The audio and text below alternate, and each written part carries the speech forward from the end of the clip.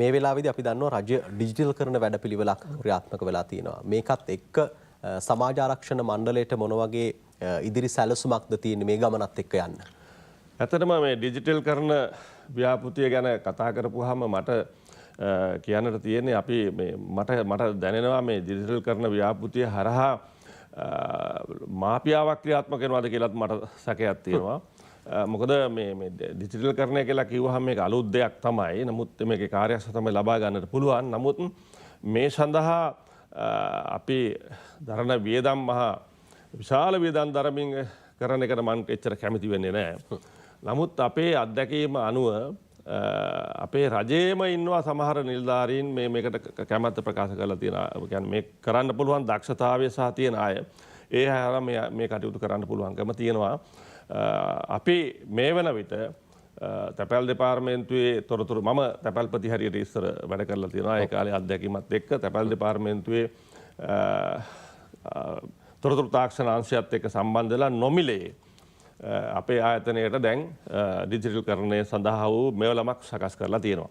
ඒකෙදී අපි බලාපොරොත්තු වෙනවා මේ ස්මාර්ට් ෆෝන් එකෙන් කියන්නේ මේ සුහුරු මේ ජංගම දුරකථනයෙන් ඕනෑම කෙනෙකුට අපේ මෙවලමට ඇතුල් වෙලා ඒ මෙවලම හරහා යාගේ ඇප්ලිකේෂන් පුරවලා ඔන්ලයින් ගෙවින් කරලා මේ අපේ යෝජනා ක්‍රමයට සම්බන්ධ වෙන්න පුළුවන් විදිහට පහසුකම දැන් සකස් කරලා තියෙනවා. ඔය දැන් පෙන්වන්නේ ඒ socialsecurity.lk කියන මෙවලම හරහා අපට පුළුවන්කම තියෙනවා. මේකෙදී අපිත් එක්ක වැඩ කරන්න කැමති වන්නා වූ අපේ නිලධාරීන් සහ නියෝජිත ආයතන වලට රෙජිස්ටර් වෙන්න පුළුවන්කම තියෙනවා.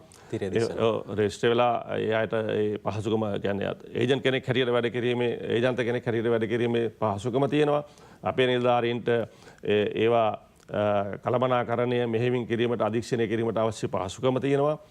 ඒ වගේම අපි බලාපොරොත්තු වෙනවා තමන් ඒ අදාළ අයදුම් පත්‍රය ගෙවලා තමන් මුදල් ගෙව්ව සැනින් එයාට බඳවා ගැනීමේ කියන්නේ සමාජික අංකයත් ඒ වගේම සුහුරු දුරකථනයට මේ අපිට තිරේ දිස්වෙන්නේ අදාළ අයදුම් පත්‍රය පෙන්නේ ඔක පුරවලා අපි යොමු කරපු සැනින් සල්ලි බඳලා යොමු කරපු සැනින් අපට පුළුවන්කම තියෙනවා එයාට පුළුවන් එයාගේ ජංගම දුරකථන QR කේතයක් සමග සහතිකය ගෙන්න ගන්න පුළුවන්කම තියෙනවා තප්පර 10කින් විතර වගේ. ඉතින් අපි තාම මෑතකදී මේ වෙලම මහ ජනතාවට විවෘත කරනවා.